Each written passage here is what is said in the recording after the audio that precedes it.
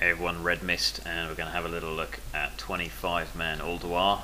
This is a boss that I've not recorded before. It's Mimiron. Now Mimiron has a number of pretty challenging abilities, so I'm going to talk quite quickly. I've had to speed the video up to fit it within 10 minutes on YouTube. So this is phase 1, and you see melee have all run to the middle, and we've spread the raid out in a half circle. It's kind of a loose sort of raid position. We don't have people all grouped up and tight, so that they've got plenty of space to move if they need to, and they don't get multiple people hit by napalm, which is one of the abilities he does. Now you just saw us all run away there. That includes the tanks, and that's to avoid something called a shock blast, which happens every so often. Now it does 100,000 nature damage within 15-yard range. It takes 5 seconds for him to cast it, and you'll need to be all out of that range, including the tanks. The tanks will need to re-engage very quickly, or he'll drop his mines around the room. Now those little grey circles you can see on the floor dotted around with the little flashing lights on top of them, those are mines. They do a lot of damage if you run over them, a lot less since they've been nerfed, and you can see them exploding fairly regularly. Don't run over them, basically. That's the challenge as melee, is to plan your route. You saw me move around there, so I've got a gap, so for the next shock blast I can run away without hitting one of the mines. So there we go, easy turn and run away. Now that red sort of patch of flame you just saw hit the person on the right there, that's something called a napalm shell. It does a reasonable amount of damage on the person, and they'll need to be healed through it, and you'll need to worry about the dot that gets placed on them. The person who gets hit by that napalm shell, there's no point in running around, just stay where you are and get healed. Now phase 1 is challenging because of something called a plasma blast, which is a 3-second cast which deals 30,000 damage per second and lasts 6 seconds.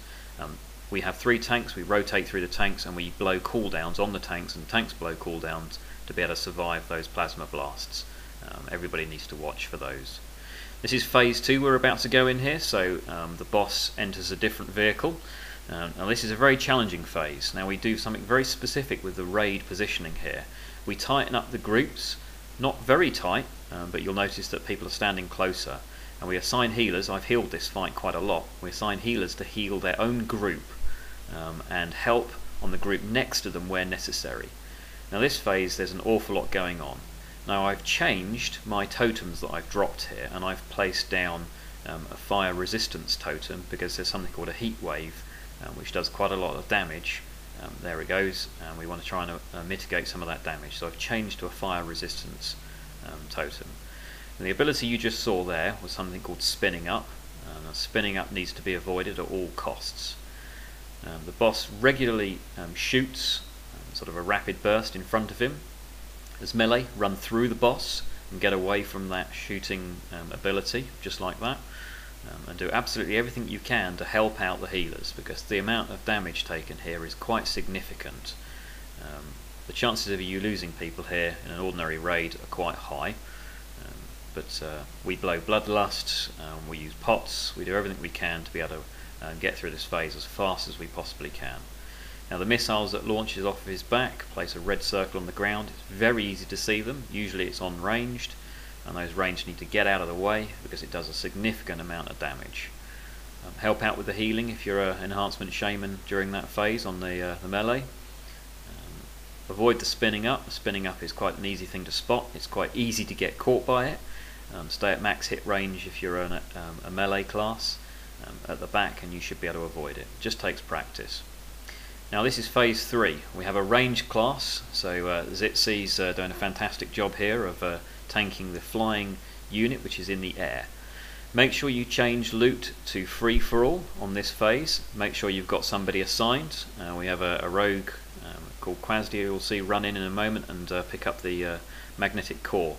The assault bots drop the magnetic core, so this Quasdia is going to pick up the core and then run over to where we have our tank and place down the magnetic core on the ground underneath the head of the boss.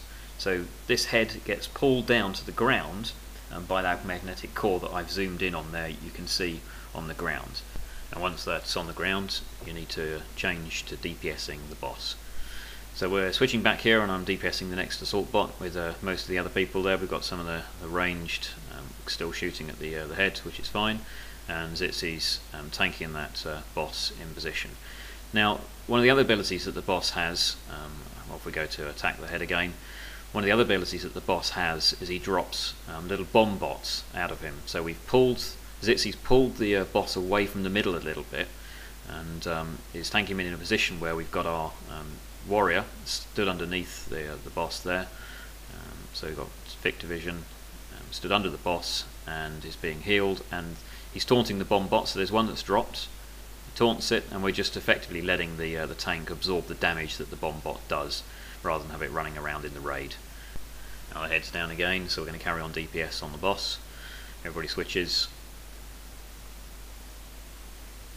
We were a little bit slow on the DPS on this particular phase, but we'd lost a couple of people earlier on. So again, put your magma totem down, and I don't obviously use fire resistance totems here, we don't need to. Prioritise the assault bots, so the person that's assigned to picking up the core can pick it up quickly and run over and pull the boss down, as happened again there. You have to be quite careful when you're placing the magnetic cores. That's a job I've done several times. It's a very small targeting circle. Make sure you can see where the boss is when you drop the magnetic core. One of the reasons that we pull the boss away from the middle is because it's very hard to target underneath the graphic of the middle part of the boss still on the ground. So here we're finishing off with AoE the rest of the little ads, the scrap bots, and everybody comes back again. So here we return to our original positions that we did phase 1 in, and we'll drop all our totems and get everyone ready to deal with all 3 parts of the boss. Now this part of the fight is an easy raid wiper. It's very easy to not complete this fight and wipe in this particular phase here. So the boss has now come back in together, and he's got 3 parts to him: the head, middle part and the base, the original Leviathan 2. He still shoots the rockets out, and the rockets can still kill people very easily if you don't move out of the way. He still spins up, so here we can see him spinning up and he starts to fire. Anybody caught in that will die instantly, and that includes melee. If you think you're out of the way but slightly towards the middle, you can still get clipped by that ability. Unfortunately, very frequently he'll also, at the same time as doing that spinning up, very shortly afterwards he'll cast a shock blast, so you'll need to get out of the way. So notice there I was dodging the mines, being very careful. This is more about surviving as well as doing damage. Now what we're trying to do here is bring all 3 parts of this boss down within 10 seconds of each other. So melee can't hit the head, it's too far away, but we can hit the middle and we can hit the base.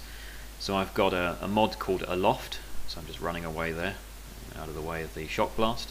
A mod called Aloft, you can use the standard nameplates, and make sure you watch the health of all 3 parts. Now melee start on the base, and we'll switch to the middle if we see that they're getting a little bit out of sync. You still have to avoid the spinning up. This is a lot easier since the nerf, because prior to this it was possible for him to be zooming around the room while he did that spinning up, but now what they've done with this fight is they've made it so that the boss is stunned whilst he's casting that spinning up in this final phase. I'm running around to avoid the mines here, don't want to take unnecessary raid damage. Get back into the middle, and I'm watching very carefully the 3 parts and their health. Help people out that are casters by calling out the rockets. If you're melee, it's easier to see in this phase. This phase, I believe personally, is a little bit easier for melee than ranged. The hardest phase for melee, in my opinion, is phase 1 and phase 3. Phase 4 is a lot easier. So have ranged focus on the head. It's nice if the warlocks in your raid can help out by putting dots everywhere else. So there I've just called out that there's a rocket coming. I'm just doing a little bit of extra healing to help stabilise the raid, which is one of the great jobs that you can do as a hybrid class. I drop Magma Totem here to DPS all parts. I'm using Chain Lightning again to DPS all parts as well, and when it's available. And again, I'm watching very carefully. All 3 parts die together. It's a very coordinated fight. We've yet to do this with having no one die. We always lose a couple of people, but that's how you do this particular boss. So I wanted to show you the loot because that gets asked in the videos quite frequently, so here you go. It's a fun fight, requires a lot of coordination, positioning. Healing is the hardest part of that. Thanks everyone, bye.